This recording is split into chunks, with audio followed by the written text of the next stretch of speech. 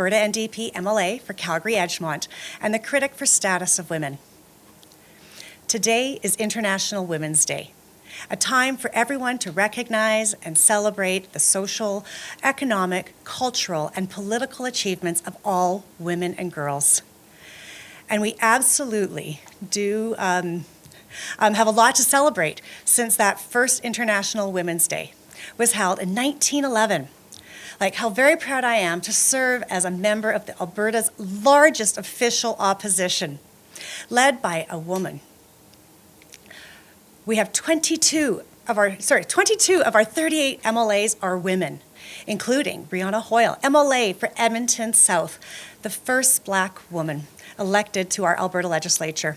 Jody Calhoun-Stonehouse, MLA for Edmonton Rutherford, the first First Nations woman to serve in the legislature.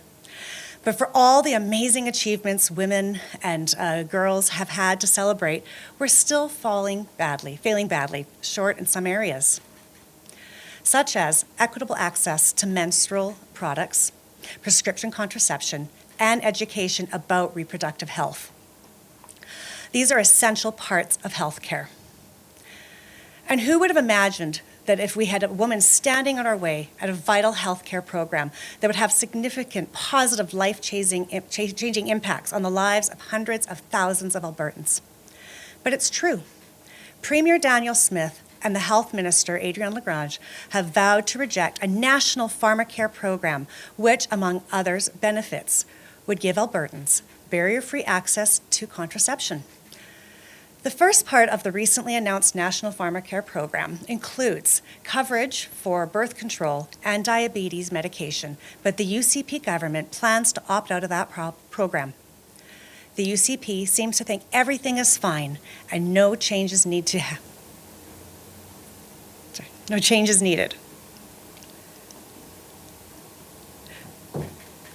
Sorry about that. Well, it's not. Dr. Shelley Duggan, President-elect of the Alberta Medical Association, told CBC News that contraception can be costly to women with low incomes who lack coverage, meaning they could end up with unwanted pregnancies or children they can't afford.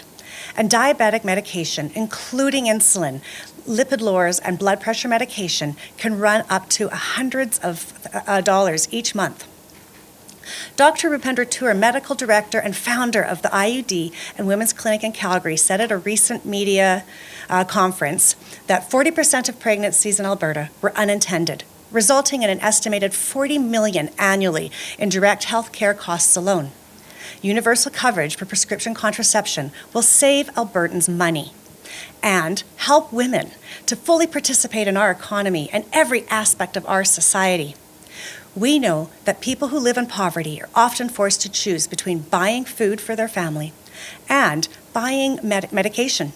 We are currently in the worst affordability crisis in a century, and with the rising cost of rent and groceries, birth control should not be a luxury item. Access to free prescription contraception in Alberta will ensure that more women are in control of their lives and their own economic future. A year ago, when BC was the first province to make birth control free to residents, a survey conducted in Alberta showed that nearly 3/4 of Albertans support free prescription birth control. Universal access to free prescription contraception is good health policy. It's a good economic policy, and it's absolutely the right thing to do. So today, on International Women's Day, I'm calling on Danielle Smith and Adrienne Lagrange to do the right thing for all Albertans and support the National Pharmacare program. Now, before I get to your questions, we have learned that the UCP has directed Alberta Health Services to stop promoting sexual health education through social media platforms. We have confirmed that their former Twitter account for teachingsexualhealth.ca has been deleted. This is very concerning. This tool, in partnership with the Alberta government, Alberta Health Services, the Alberta Society for the Promotion of Sexual Health, the Firefly Institute for Gender and Sexual Diversity, and both the Calgary and Edmonton Public School Boards, is designed to promote important sexual health awareness for parents and teachers and shares important information for young people about consent. And frankly, I find it terrifying, given the current climate, that the UCP are putting up more barriers for parents, teachers, and young people to access this important information. Daniel Smith and the UCP need to explain on International Women's Day why they don't want young women and girls to learn about consent and have better access to information on sexual health. Thank you all for joining me today, and I'm happy to take your questions. Right, thank you, Julia. We will now go to questions. Yep.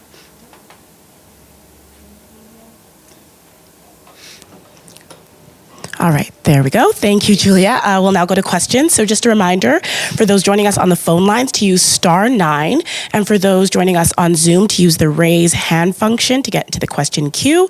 We will first start with questions in the room, and just a reminder, please state your name and outlet. Thank you. Thank you for taking this. Bill McFarland, CTV. Can you tell me a little more about what accounts these are? How many are we talking about? What the content of these accounts are? It's a Twitter account that's online, and it was recently deleted. And I think that, as a parent of children, I know I use Twitter sometimes as a source to go find things. We read our news, we find information on there. And, the UCP, it's just one more way of putting up barriers for children to learn about consent.